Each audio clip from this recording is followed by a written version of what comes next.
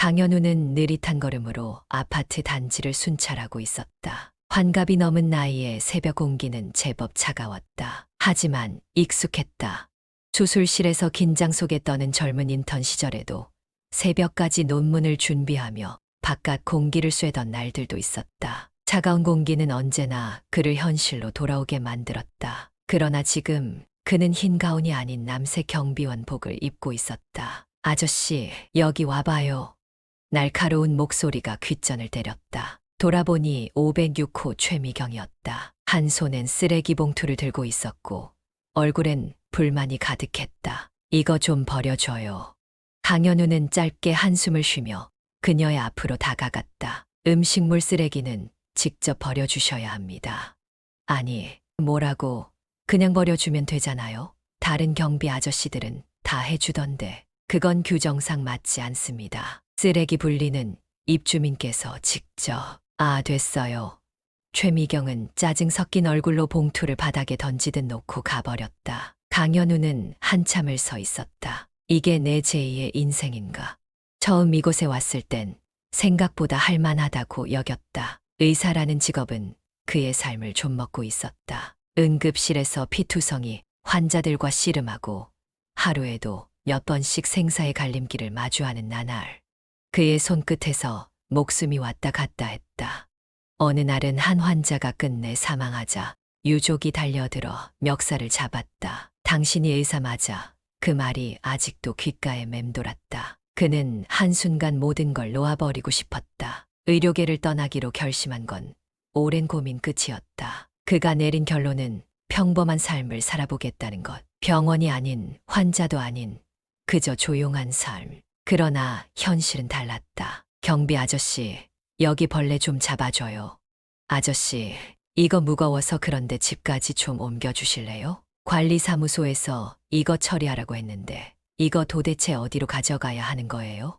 하루에도 수십 번씩 이런 요구가 들어왔다. 어떤 사람들은 감사를 표하기도 했지만 많은 주민들은 경비원을 당연한 듯 부렸다. 그 중에서도 최미경은 유독 심했다. 어느 날 그녀는 한밤중에 경비실 문을 두드렸다. 쿵! 강현우는 졸린 눈을 비비며 문을 열었다. 무슨 일이시죠? 내 거실에 바퀴벌레 나왔어요. 당장 와서 잡아줘요. 그는 한숨을 삼켰다. 제가 직접 가서 잡아드릴 수는 없습니다. 살충제라도. 살충제 뿌리면 냄새 나잖아요. 그냥 잡아줘요.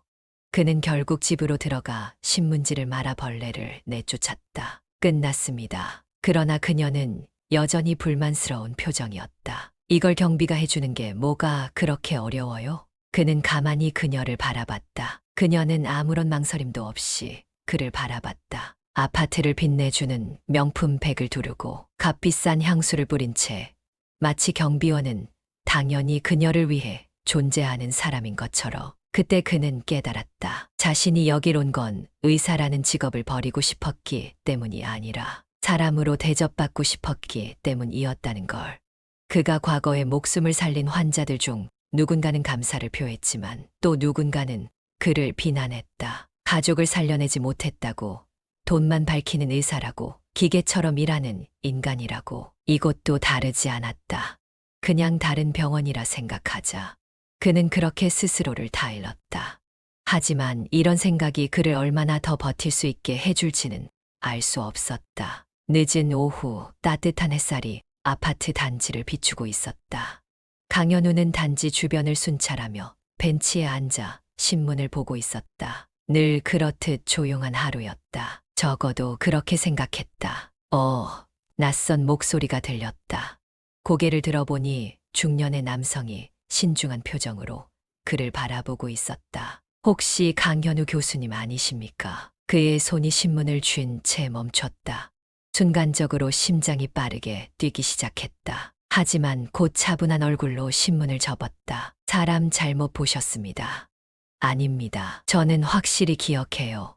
예전에 서울의료원에서 제 아버지를 수술해 주셨잖아요. 그때 교수님 덕분에 몇 년을 더 사실 수 있었어요. 제 이름 기억 못 하시겠지만 저는 서진호라고 합니다. 그의 시선이 흔들렸다. 서진호라는 이름. 낯설지 않았다. 기억나. 당신 아버지, 그때 가난 말기였지. 하지만 그는 애써 시선을 돌렸다. 죄송합니다만 저는 그런 사람이 아닙니다. 아니, 교수님, 왜 그러십니까? 서진호는 당황한 얼굴이었다. 어쩌다 여기서 경비를? 그는 묵묵히 자리에서 일어나 다른 곳으로 향했다. 그 뒤에서 서진호의 혼잣말이 들려왔다. 정말 교수님 맞는데 왜 부정하시는 거지? 소문은 빠르게 퍼졌다. 그날 저녁 아파트 커뮤니티에 한 글이 올라왔다. 우리 아파트 경비 아저씨가 사실 유명한 외과의사였다는데 서울의료원에 있던 강현우 교수님 맞대. 진짜라면 대박인데 왜 경비를 하시지? 소문은 일파만파 퍼져갔다. 그리고 결국 그 사람의 귀에도 들어갔다. 최미경은 저녁을 먹던 중이었다. 식탁에는 깔끔하게 차려진 반찬과 따뜻한 국이 놓여 있었다. 그런데 휴대폰을 확인하던 중 뜻밖의 소식이 눈에 들어왔다. 뭐야? 우리 아파트 경비원이 사실은 외과의사였다고? 눈썹이 살짝 찌푸려졌다. 설마 그 사람이? 그녀는 핸드폰을 내려놓고 창밖을 바라봤다. 멀리서 보이는 경비원의 모습. 아니야. 말도 안 돼. 저 사람이 의사였다고? 그녀는 피식 웃었다. 이런 허튼 소문 믿을 사람이 어딨어. 하지만 아무리 생각해도 이상했다. 지금까지 자신이 알던 경비원과 달리 그는 유독 조용했고 어딘가 고고한 느낌이 있었다. 설마 진짜야? 다음 날 아침 그녀는 일부러 경비실 앞으로 갔다. 강씨, 그가 천천히 고개를 들었다. 무슨 일이십니까? 평소처럼 무뚝뚝한 얼굴. 그러나 그녀는 오늘 유독 그를 유심히 바라봤다. 그의 손, 남자치고는 단정한 손톱. 거칠어진 피부지만 손가락은 길고 정교했다. 마치 수술을 많이 해본 손 같아. 그녀는 의심 어린 눈으로 물었다. 소문 들었어요? 어떤 소문이요? 당신이 사실은 의사였다는 소문이요. 그의 표정이 단단하게 굳었다. 사람들이 다 떠들던데요. 당신이 서울의료원에서 일하던 강현우 교수라고. 맞아요? 그는 그녀를 가만히 바라보았다. 그런 소문이 돌고 있습니까? 그래서 맞냐고요? 그는 짧은 한숨을 쉬었다. 사람들이 오해하신 것 같습니다. 부정하는 거예요? 그냥 경비원일 뿐입니다. 그녀는 그의 표정을 살폈다. 그러나 그의 얼굴은 흔들림이 없었다. 순간 알 수 없는 불쾌감이 밀려왔다. 뭐야, 정말 아니야? 아니면 숨기는 거야? 그녀는 더 이상 묻지 않았다. 그 대신 조용히 속으로 생각했다. 내가 직접 알아봐야겠어. 아니, 말도 안 돼. 최미경은 혼잣말을 중얼거리며 핸드폰을 내려놓았다. 경비원이 사실은 외과의사였다는 소문이 아파트 커뮤니티에서 계속 떠돌고 있었다. 처음에는 말도 안 되는 이야기라고 생각했다. 하지만 이상하게도 계속 신경이 쓰였다. 설마 진짜일까? 그녀는 다시 창밖을 내다봤다. 저 멀리 경비 초소 옆에서 누군가와 대화를 나누고 있는 강현우가 보였다. 평범한 경비원의 모습, 허름한 제복, 검게 그을린 피부, 굳어있는 인매. 그러나 그의 눈빛은 어딘가 달랐다. 보통 경비원이 저런 눈빛을 할 리가 없는데 차갑지만 흔들림 없는 마치 사람의 속을 꿰뚫어보는 듯한 시선. 그녀는 자기도 모르게 주먹을 꽉 쥐었다. 이상하네, 정말 이상해. 며칠 후 아파트 단지 내 작은 사고가 발생했다. 어떤 아이가 자전거를 타다 넘어지면서 무릎이 심하게 까진 것이다. 으악, 엄마. 아이는 울음을 터뜨렸고 곁에 있던 어머니는 당황하며 아이를 안아들었다. 그때 지나가던 강현우가 다가왔다. 괜찮으십니까? 아, 네. 근데 피가 너무 나네요. 어머니는 아이의 무릎을 살폈다. 피가 줄줄 흐르고 있었다. 강현우는 자연스럽게 무릎을 굽혀 아이의 상처를 살펴보았다. 조금 깊게 긁혔네요. 다행히 심각하진 않습니다.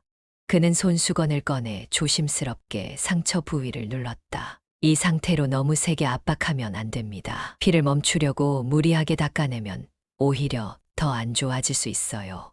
아이의 어머니는 깜짝 놀란 눈으로 그를 쳐다보았다. 경비 아저씨가 그런 것도 아세요? 그는 짧게 웃으며 말했다. 응급처치 정도는 배워둬야죠. 그때 저 멀리서 이 광경을 지켜보던 최미경이 손에 들고 있던 커피잔을 꽉 쥐었다. 이상해. 아무리 생각해도 평범한 경비원의 행동이 아니었다. 사람의 몸을 다루는데 익숙한 사람, 다친 부위를 볼 때의 시선, 손의 움직임, 저건 그냥 아는 정도가 아니야. 그녀는 미간을 찌푸렸다. 설마 정말. 한편 강현우는 여전히 경비원으로서의 일상을 견디고 있었다. 경비 아저씨, 이거 좀 옮겨줘요. 아저씨, 우리 집 앞에 담배꽁초 좀 치워줘요. 아니, 이런 것도 경비가 안 하면 누가 해요? 끝없는 요구들. 그는 차분하게 대응했지만 점점 피로가 쌓여갔다. 어느 날 밤, 그는 경비실에서 조용히 커피를 마시며 창밖을 바라봤다. 내가 왜 이런 선택을 했을까? 사람들의 요구는 끝이 없었다. 의사 시절에는 생명을 살려야 한다는 부담감이 그를 짓눌렀다. 하지만 지금은 다르다. 여기서도 사람들은 그를 부려먹고 무시하고 때론 함부로 대했다. 결국 사람은 어디서든 똑같은 건가? 그는 조용히 눈을 감았다. 의사였을 때의 기억이 떠올랐다. 긴급한 호출음, 수술실의 냉철한 공기, 손에 묻었던 피, 그리고 환자의 마지막 숨결. 그는 의사의 삶을 떠났지만 의사의 기억은 여전히 그의 일부였다. 이렇게 사는 게 맞는 걸까? 그는 고개를 들어 창밖을 바라보았다. 멀리서 누군가 그를 지켜보고 있었다. 바로 최미경이었다. 둘의 시선이 순간적으로 마주쳤다. 그녀는 흠칫 놀라며 고개를 돌렸다. 그는 미묘한 미소를 지으며 다시 커피를 들이켰다. 그래, 사람은 쉽게 안 변하지. 새벽 2시 47분, 강현우는 순찰을 마치고 경비실로 돌아오려던 참이었다. 단지는 조용했다. 사람들은 모두 깊은 잠에 빠져 있었고 가로등 불빛만이 희미하게 아파트 단지를 비추고 있었다. 그때 멀리서 비정상적인 인기척이 들려왔다. 헉, 가쁜 숨소리. 그는 본능적으로 소리가 난 곳을 향해 고개를 돌렸다. 아파트 정문 근처 한 여성이 몸을 부여잡고 비틀거리고 있었다. 그 순간 그녀가 쓰러졌다. 강현우의 눈이 순간적으로 날카롭게 변했다. 최미경이었다. 그는 주저하지 않고 뛰었다. 최미경 씨. 그녀는 바닥에 쓰러진 채 거칠게 숨을 몰아쉬고 있었다. 얼굴은 창백하게 질려 있었고 손가락은 떨리고 있었다. 헉살 살려. 숨을 쉬려 애썼지만 공기가 들어가지 않는 듯했다. 급성 호흡곤란. 그는 즉각 그녀의 손목을 잡았다. 맥박이 불규칙했다. 가슴이 크게 들썩이고 있었고 입가에는 희미한 거품이 맺혀 있었다. 심각하다. 본능이 그를 움직이게 했다. 그는 빠르게 그녀의 상태를 체크했다. 의식은 희미하지만 완전히 잃진 않았어. 산소 부족이 심하면 뇌까지 위험할 수 있었다. 그는 한 손으로 그녀의 턱을 살짝 들어올려 기도를 확보했다. 최미경 씨, 나 들립니까? 지금 119 불렀습니까? 곁에서 한 주민이 떨리는 손으로 말했다. 네, 금방 올 거래요. 1분, 2분, 시간이 더디게 흘렀다. 그 순간 저 멀리에서 사이렌 소리가 들려왔다. 119 구급차 도착. 구급대원들이 뛰어왔다. 무슨 상황입니까? 호흡곤란입니다. 의식 저하, 맥박 불규칙. 강현우가 빠르게 말하자 구급대원이 고개를 들었다. 누구시죠? 경비원입니다. 그러나 구급대원은 이상한 낌새를 느낀 듯 그를 흘끗 보았다. 왜 그렇게 잘 아세요? 그는 잠시 침묵했다. 그때 최미경이 다시 발작적으로 몸을 떨었다. 산소 부족이 심해지고 있었다. 그는 더 이상 주저하지 않았다. 기도가 좁아지고 있습니다. 산소 공급이 늦어지면 위험해요. 그는 구급대원의 가방에서 바로 산소 마스크를 꺼내려 했다. 그러나 구급대원의 손이 그의 팔을 막아섰다. 경비원이 왜 이러십니까? 물러나세요. 강현우는 그대로 얼어붙었다. 포기해야 하나? 잠시 망설였다. 눈앞에 있는 사람은 자신을 무시하고 하대했던 최미경이었다. 평소 같았으면 쓰레기를 버려달라, 벌레를 잡아달라, 심부름을 시키던 사람이었다. 그런데 지금 그녀는 절박한 눈으로 자신을 바라보고 있었다.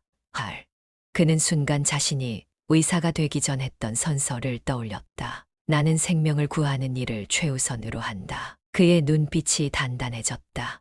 내가 의사입니다.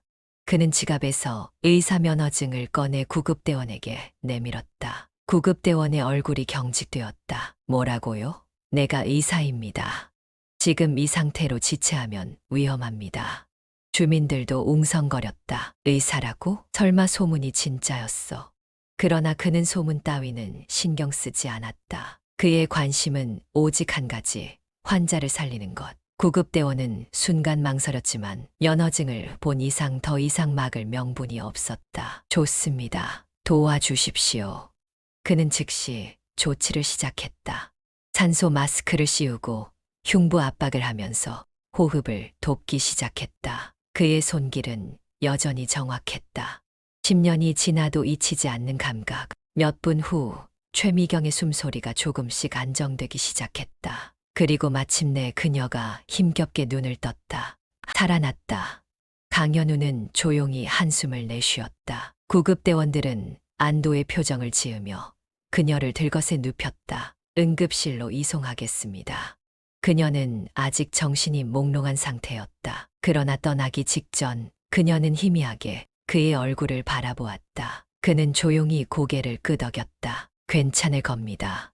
그녀는 아무 말도 하지 못했다. 그리고 그녀를 실은 구급차는 사라졌다. 구급차가 떠난 후 주민들은 한동안 침묵했다. 그리고 누군가 조용히 말했다. 저 경비 아저씨, 진짜 의사였어. 그 말이 터지자 사람들은 웅성거리기 시작했다. 서울의료원에 있었다던 게 사실이었네. 대체 왜 여기서 경비를? 그러나 그는 그 말들에 반응하지 않았다. 그는 조용히 자신이 떨어뜨린 의사 면허증을 집어들었다. 한참 동안 그것을 바라보았다. 그리고 조용히 중얼거렸다. 이제 들켰군. 새벽 공기가 차가웠다. 강현우는 경비실 창가에 기대어 조용히 담배 한 개비를 손에 들었다. 피우지는 않았다. 그냥 손가락 사이에 끼워놓고 멍하니 바라봤다. 방금 전까지 그의 손은 생명을 살리고 있었다. 최미경. 그녀가 구급차에 실려가는 모습을 본 후부터 그의 머릿속은 복잡했다. 나는 왜 그 여자를 살린 걸까? 그녀가 자신을 어떻게 대했는지 잊지 않았다. 경비 아저씨, 쓰레기 좀 버려요. 아니, 이런 것도 안 해줘요? 참, 별것도 아닌 거 가지고 유난이네. 그랬던 사람이었다. 그를 사람으로 보지 않았던 사람. 그런데도 그는 본능적으로 그녀를 살리고 있었다. 그 순간 그의 머릿속을 스친 것은 단 하나. 히포크라테스 선서. 나는 생명을 구하는 일을 최우선으로 한다. 그는 어금니를 꽉 깨물었다. 정말 그게 전부였을까? 그녀를 살린 이유가 단순히 의사로서의 책임감 때문이었을까? 아니면 그저 나 자신을 증명하고 싶었던 걸까? 자신이 여전히 의사라는 것, 그 사실을 보여주고 싶었던 건 아니었을까? 그는 손에 든 담배를 조용히 내려놓았다. 그때 누군가 경비실 문을 두드렸다. 똑, 그는 고개를 들었다. 문을 열자 한 젊은 여성이 서 있었다. 저기 강현우 씨 맞으시죠? 그는 낯선 얼굴을 바라보았다. 누구십니까? 저는 최미경 씨 딸이에요. 순간 그의 표정이 굳어졌다. 뭐라고요? 그녀는 조심스럽게 입술을 깨물며 말했다. 엄마 많이 위독하다고 들었어요. 병원에서 연락받고 급히 왔어요. 강현우는 조용히 숨을 들이켰다. 지금 상태가 어떻습니까? 다행히 고비는 넘겼다고 했어요. 그런데 그녀는 머뭇거리며 그의 눈을 똑바로 바라봤다. 엄마가 당신이 살렸다고 들었어요. 침묵. 그는 아무 말도 하지 않았다. 그런데 엄마가 아무 말도 안 하더라고요. 그녀는 쓴웃음을 지었다. 엄마 성격 아시죠? 절대 고맙다 같은 말 안 해요. 그러시겠죠. 그는 담담하게 대답했다. 하지만 저라도 말해야 할 것 같아서요. 감사합니다. 그는 짧게 한숨을 내쉬었다. 그녀는 한동안 머뭇거리더니 조용히 물었다. 그런데 정말 의사였어요? 그는 대답하지 않았다. 그 대신 책상 위에 놓여있던 의사 면허증을 천천히 집어들었다. 그리고 한참 동안 그것을 바라봤다. 그런 적이 있었습니다. 그녀는 아무 말 없이 그를 바라보았다. 그는 면허증을 손에 쥔 채 다시 생각했다. 나는 왜 이곳에 있는 걸까? 그가 병원을 떠난 이유는 의사의 삶이 지긋지긋했기 때문이었다.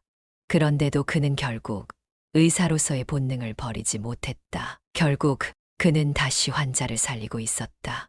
그가 선택한 제2의 인생, 그 삶은 과연 진짜 새로운 삶이었을까? 그는 면허증을 손에 꼭 쥐었다. 그리고 조용히 혼잣말처럼 말했다. 이제 어떻게 해야 하지? 구급차 안은 조용했다. 사이렌 소리는 멀어져 가고 병원으로 향하는 도로 위엔 새벽의 적막함이 감돌고 있었다. 강현우는 구급차 옆에 서서 그것이 사라지는 걸 바라봤다. 경비원복을 입은 의사. 그 광경을 목격한 사람들의 시선이 여전히 느껴졌다. 그는 다시 한 번 사람을 살렸다. 하지만 이게 맞는 길이었을까? 그는 천천히 한 손으로 얼굴을 문질렀다. 피곤했다. 몸도 마음도. 경비 아저씨 아니, 강 선생님. 구급대원 중 한 명이 머뭇거리며 다가왔다. 정말 의사셨네요. 강현우는 짧게 한숨을 쉬며 조용히 대답했다. 그런 적이 있었습니다. 구급대원은 난처한 듯 웃으며 머리를 긁적였다. 아까는 몰라봬서 죄송합니다. 근데 왜 여기 계십니까? 그는 그 질문에 대답하지 않았다. 대신 조용히 경비실로 돌아갔다. 그러나 그의 귀에는 여전히 구급대원의 마지막 말이 맴돌았다. 왜 여기 계십니까? 그는 그 이유를 설명할 수 있을까? 정말 새로운 삶을 살고 싶었기 때문일까? 아니면 그냥 자신이 도망쳤다는 사실을 인정하고 싶지 않아서. 그날 단지는 유난히 조용했다. 평소 같았으면 최미경이 떠들썩하게 불평을 했을 시간이었다. 그러나 이제 그녀는 병원에 있었다. 그리고 사람들은 이제 그가 누구인지 알게 되었다. 아침이 되자 주민들 사이에서 웅성거리는 소리가 들려왔다. 진짜 의사였대. 소문이 사실이었네. 그런데 왜 여기에? 그들의 시선이 달라져 있었다. 어제까지는 그냥 경비 아저씨였다. 하지만 오늘은 어쩌면 병원을 떠난 의사. 어쩌면 자신을 속이고 사는 사람. 어쩌면 또 다른 삶을 찾고 싶었던 사람. 그러나 그 어떤 것도 중요하지 않았다. 그는 그저 사람을 살렸을 뿐. 그것이 전부였다. 그는 조용히 경비실 문을 닫았다. 그리고 혼잣말처럼 중얼거렸다. 나는 아직도 모르겠다. 이른 아침 차가운 병원 복도에는 희미한 햇살이 스며들었다. 침대에 누운 최미경은 천장을 멍하니 바라보고 있었다. 그녀는 살아있었다. 그 남자 덕분에. 그녀는 아직도 믿을 수 없었다.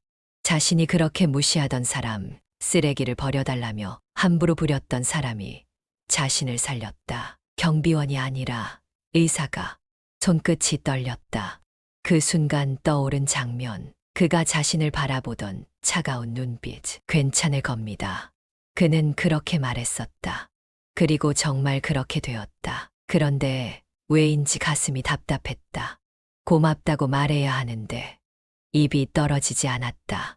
어떻게 얼굴을 봐야 하지? 그녀는 자리에서 천천히 일어났다. 아파트 단지 경비실 앞. 그날 오후 최미경은 경비실 앞에 서 있었다. 손에는 따뜻한 커피 한 잔이 들려 있었다. 그냥 건네주고 조용히 고맙습니다. 한마디만 하면 될 일이었다. 그런데 이상하게 발이 떨어지지 않았다. 경비실 안에는 그가 있었다. 익숙한 남색 경비복을 입고 언제나처럼 무표정한 얼굴로 신문을 읽고 있었다. 그 모습이 전과는 다르게 보였다. 그가 단순한 경비원이 아니라는 걸 이제 알고 있었기 때문일까? 아니면 자신이 너무 어리석었다는 걸 깨달아 버려서일까? 그녀는 한숨을 내쉬었다. 이렇게 서성이는 자신이 너무 우스웠다. 그냥 가자. 어차피 그 사람도 신경 안 쓸 거야. 그녀는 돌아서려 했다. 그런데 그 순간 문이 열렸다. 왜 거기 서 계십니까? 그녀는 흠칫 놀라며 돌아봤다. 그는 문 앞에 서 있었다. 여전히 감정을 읽을 수 없는 얼굴이었다. 그녀는 순간적으로 손에 든 커피를 꼭 쥐었다. 아무것도 아니에요. 그는 고개를 살짝 기울였다. 그렇습니까? 그는 다시 돌아서서 문을 닫으려 했다. 그때 그녀는 자신도 모르게 입을 열었다. 잠깐만요. 그는 멈춰 섰다. 무슨 일입니까? 그녀는 입술을 깨물었다. 도대체 무슨 말을 해야 할지 몰랐다. 고맙습니다. 이 짧은 한마디가 이렇게 어려울 줄이야. 결국 그녀는 시선을 피하며 커피를 내밀었다. 그냥 이거요. 그는 커피를 내려다봤다. 이게 뭡니까? 아무것도 아니에요. 그는 짧게 숨을 내쉬며 커피를 받았다. 그녀는 더 이상 아무 말도 하지 못하고 돌아섰다. 감사 인사를 해야 하는데 입이 떨어지지 않았다. 그녀는 빠른 걸음으로 사라졌다. 그는 조용히 그녀의 뒷모습을 바라봤다. 그리고 손에 든 커피를 가만히 내려다보았다. 그는 천천히 뚜껑을 열었다. 향긋한 커피 향이 퍼졌다. 그는 한 모금 마셨다. 그리고 희미하게 미소를 지었다. 변화의 시작이군. 아파트 커뮤니티 게시판이 그 어느 때보다도 뜨겁게 달아올랐다. 506호 최미경 씨 심정지로 쓰러졌다가 경비원이 살렸대. 우리 아파트 경비 아저씨가 사실은 서울의료원 출신 외과의사라던데. 헐 진짜면 대박 아닌가. 그러고 보니 며칠 전에도 아이가 넘어졌을 때 응급처치를 엄청 잘하던데. 근데 왜 경비를 하시는 거지? 소문은 빠르게 퍼졌다. 아파트 단지를 걷는 강현우를 바라보는 주민들의 시선이 달라졌다. 이전까지는 무시하거나 필요할 때만 찾았던 사람들. 이제는 누군가는 멀리서 수군거렸고 누군가는 조심스럽게 인사를 건넸다. 아, 저기 강아니 경비님, 안녕하세요? 한 중년 여성이 어색한 미소를 지으며 다가왔다. 강현우는 신문을 접고 고개를 들었다. 무슨 일이십니까? 그녀는 머뭇거리더니 작은 목소리로 말했다. 항상 고생 많으세요. 이전 같으면 경비원이라는 이유로 눈길 한 번 주지 않았을 사람이었다. 그가 짧게 고개를 끄덕이자 여자는 어색하게 웃으며 가버렸다. 그 장면을 보고 있던 또 다른 주민도 슬쩍 다가왔다. 저기 강 선생님, 아니, 강 경비님. 그는 이번에도 시선을 들었다. 저희 애가 요즘 자주 감기에 걸려서 그런데 혹시 어떤 병원을 가야 할지 추천해 주실 수 있을까요? 그는 순간 어이가 없었다. 이제는 나한테 병원 상담까지 하나? 그는 잠시 침묵하다가 짧게 대답했다. 소아과에 가보세요. 기본적인 면역력이 떨어진 걸 수도 있습니다. 아, 네. 감사합니다. 여자는 활짝 웃으며 돌아갔다. 강현우는 한숨을 쉬었다. 이러려고 의사를 떠난 게 아닌데. 그러나 그는 곧 고개를 저었다. 그는 더 이상 의사가 아니었다. 그저 이곳에서 경비원으로 살아가는 사람일 뿐. 그러나 변화는 피할 수 없는 것이었다. 경비 아저씨, 여기 택배요. 전에는 아저씨, 택배 좀 가져다 주세요라고 당연하게 시켰던 사람들이 이제는 직접 경비실로 와서 택배를 찾아갔다. 수고 많으십니다. 무심히 지나가던 주민들이 짧게나마 인사를 건넸다. 그를 하대하던 일부 주민들은 말수가 줄었고 이제는 조심스러운 태도를 보이기 시작했다. 그 중에서도 가장 눈에 띄는 변화는 최미경이었다. 그녀는 여전히 조용했다. 하지만 이제는 경비실 앞을 지나갈 때 짧게나마 눈길을 주었다. 그는 그것만으로도 충분했다. 어느 날 관리사무소에서 그를 불렀다. 관리소장은 커피 한 잔을 건네며 말했다. 강 씨, 요즘 주민들 반응이 많이 바뀐 것 같네요. 강현우는 무표정한 얼굴로 커피를 받았다. 그런가 보죠. 근데 한 가지 궁금한 게 있습니다. 소장은 신중한 표정으로 그를 바라봤다. 왜 아직도 이 일을 하십니까? 강현우는 커피잔을 들고 천천히 한 모금 마셨다. 그리고 짧게 대답했다. 난 이 일을 선택했으니까요. 그는 다시 경비실로 돌아갔다. 이곳이 이제 그의 자리였다. 그날 밤 아파트 단지는 조용했다. 늦은 시간까지 켜져 있던 가로등이 희미한 빛을 뿌리고 있었다. 강현우는 경비실 창가에 앉아 커피를 마시고 있었다. 바깥에서 들려오는 소리라고는 간간히 불어오는 바람과 늦게 귀가하는 몇몇 입주민들의 발소리뿐이었다. 그러다 낯선 기척이 느껴졌다. 그는 천천히 고개를 들었다. 최미경. 그녀가 경비실 앞에 서 있었다. 언제부터 거기 서 있었던 걸까? 그녀는 마치 들어가야 할지 말아야 할지 망설이는 듯 보였다. 결국 한참을 머뭇거리던 그녀가 조용히 문을 두드렸다. 똑! 강현우는 가만히 그녀를 바라봤다. 그러나 문을 열지는 않았다. 그는 굳이 그녀를 먼저 맞아줄 이유가 없었다. 그녀가 직접 선택할 일이었다. 최미경은 한숨을 내쉬고 조심스럽게 문을 열었다. 경비실 안으로 들어서면서도 그녀의 눈길은 바닥에 머물러 있었다. 마주보고 서 있는 두 사람, 한동안 침묵이 흘렀다. 그러다 그녀가 낮은 목소리로 입을 열었다. 고맙습니다.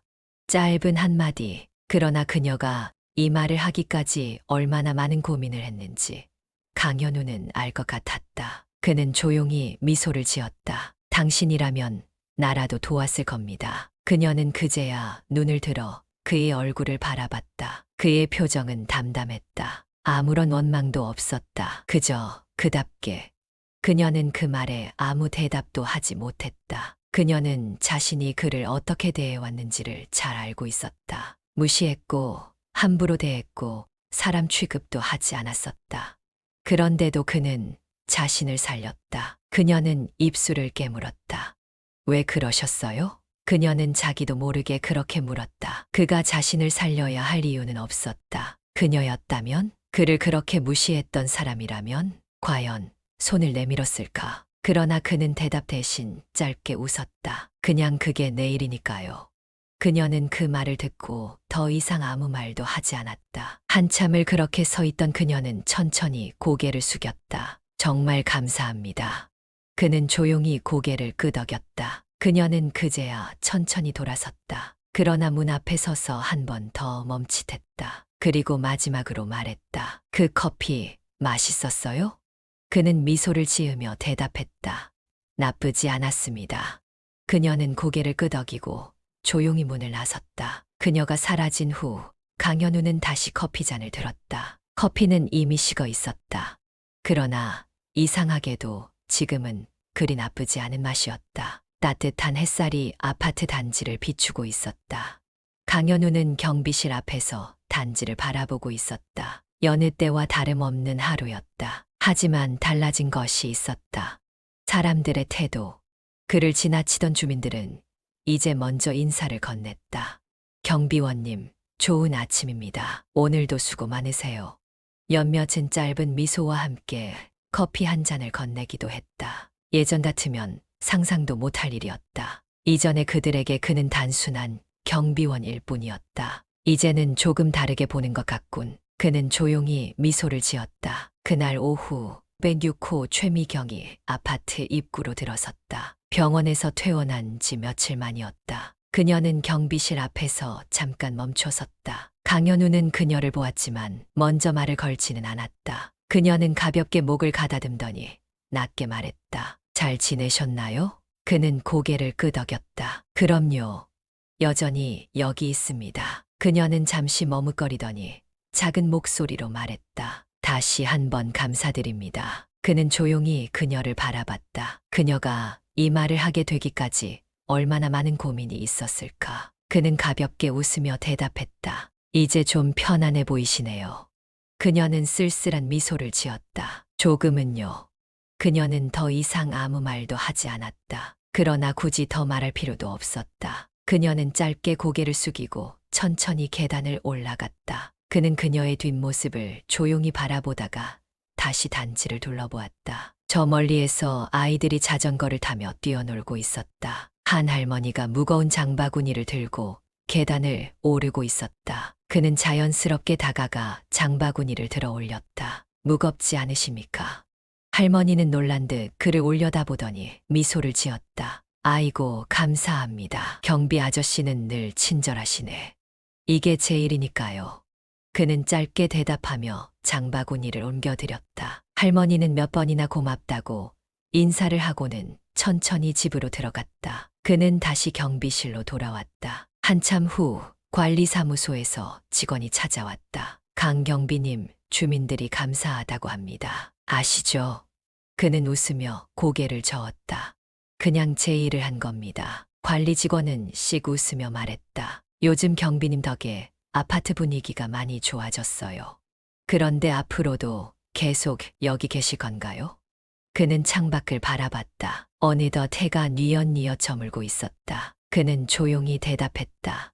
새로운 삶이 꼭 화려할 필요는 없쇼. 그는 커피를 한 모금 마셨다. 그리고 미소를 지으며 다시 단지를 둘러봤다. 그의 제2의 인생이 이제 막 시작되고 있었다. 이야기를 마치며 우리는 한 사람의 선택과 변화에 대해 다시 한번 생각해 보게 됩니다. 화려했던 외과의사의 삶을 뒤로하고 조용한 경비원의 길을 선택한 강현우. 그는 새로운 삶 속에서도 여전히 본능적으로 사람을 살렸고 이를 통해 사람들의 인식과 태도가 바뀌어 갔습니다. 처음엔 단순한 경비원으로 무시받았지만 시간이 지나면서 사람들은 그를 존중해야 할 사람으로 보게 되었습니다. 하지만 그 변화는 단순히 그의 의사 경력이 밝혀졌기 때문만은 아닙니다. 그가 사람을 돕는다는 자신의 원칙을 끝까지 지켰기 때문에 사람들의 시선도 변화한 것이었죠. 이 이야기의 가장 중요한 메시지는 어떤 삶을 선택하든